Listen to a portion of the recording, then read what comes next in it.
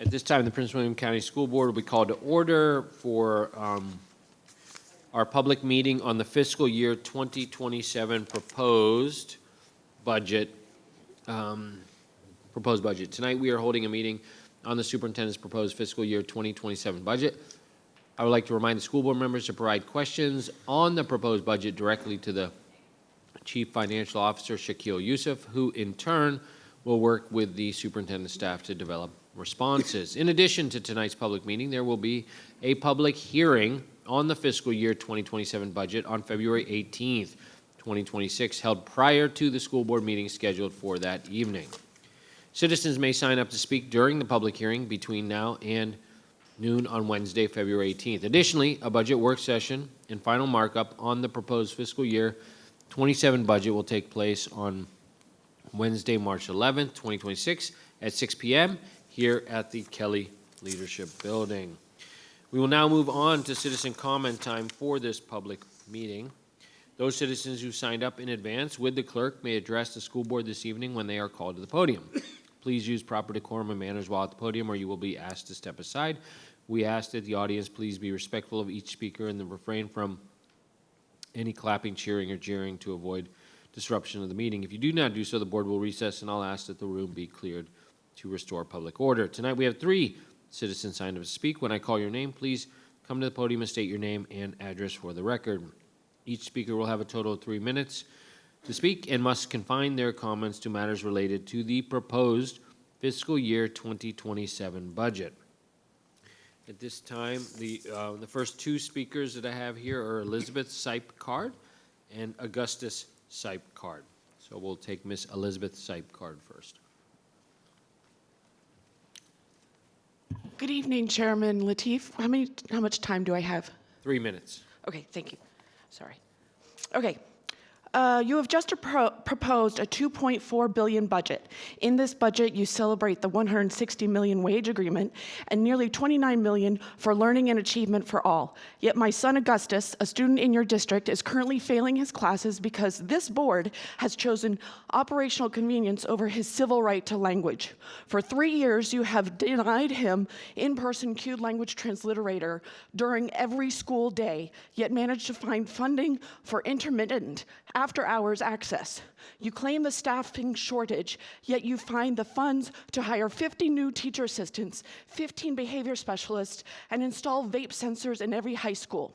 Under ADA Title II, communication must be equally effective. An iPad with a dead battery and a room where the teacher cannot be heard is not effective. It is discrimination. The cost of a qualified CLT is a drop in your $2.4 billion budget. The cost of compensatory damages and a federal civil rights lawsuit will be much higher. You claim a staffing shortage, yet the legal burden is on Prince William County Public Schools to actively recruit and build capacity for this essential service. Your current budget demonstrates a systemic failure to invest in a deaf student's right to communication, prioritizing other staff while my son fails. I am not here to ask for a meeting. I am here to demand that the achievement for all mentioned in your budget finally includes my son. You do not build it because it is easy, but because it is right and appropriate under the law. And it requires awareness. My son's rights are violated daily because staff do not know the difference between sign language and cued speech. I am here to demand a change in policy, and I am formally submitting a draft regulation to the clerk's office that ensures when a parent selects cued speech, that access is built into the system permanently, because the public entity has the burden of providing and growing more qualified cued language transliterators. It is right and appropriate under the law. You must enforce a regulation that ensures when a parent selects cued speech as their child's communication mode, the district is mandated to hire a certified cued speech expert immediately, not offer failing virtual Band-Aids. Make this a budget priority now to protect the civil rights of all deaf students in this county. My 10-day demand for recruitment logs expires this week. The state and federal government are now watching to see If you choose to follow the law or continue to hide behind a budget you claim is laser focused on students, the state VDOE just confirmed to me that my civil rights case has to go directly to the U.S. Department of Education's Office Thank for you, Ms. Civil Park. Rights for a federal Ms. investigation. Park. You are just dealing with VDOE anymore. You're dealing with a federal civil Ms. Park. rights inquiry into the district's deliberate indifference. Thank you.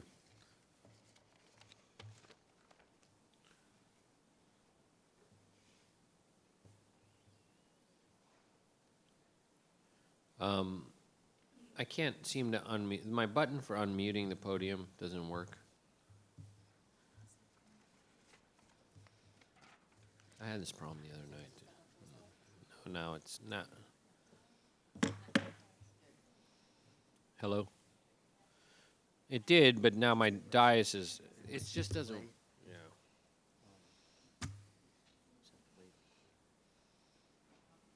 This happened the other night, too. I don't know, it wasn't working. So now it's muted.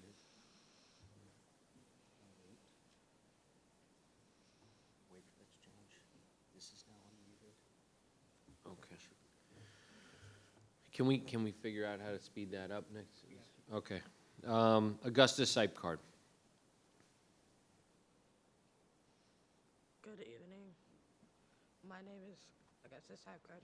For 3 years, I Can we have... hold, why don't you start over? Start the clock again and have him speak into the mic, please. Good evening. Great. Good evening. My name is Augustus Hypecard. For 3 years, I have been told that virtual access is enough.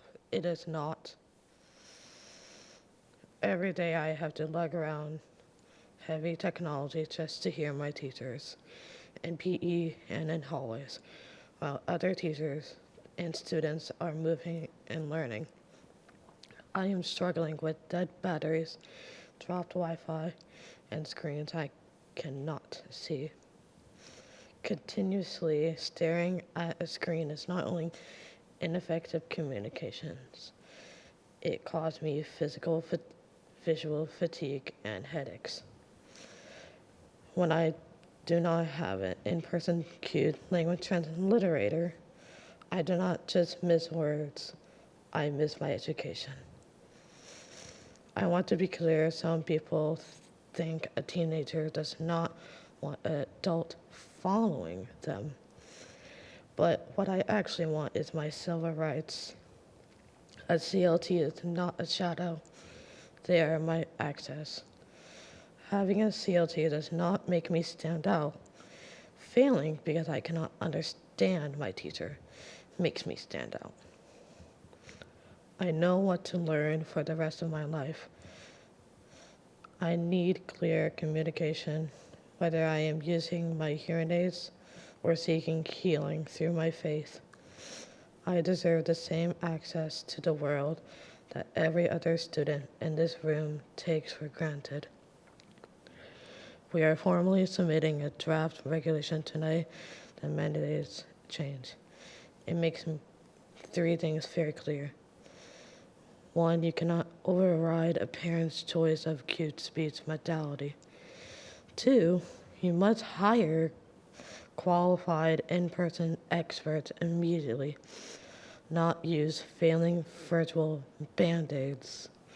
The burden is on the school district to actively recruit and build capacity. The staffing shortage excuse is no longer valid. Please make this a budget priority now.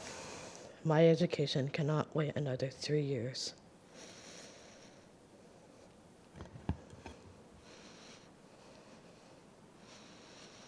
Thank you. Thank you. Genesis Velez.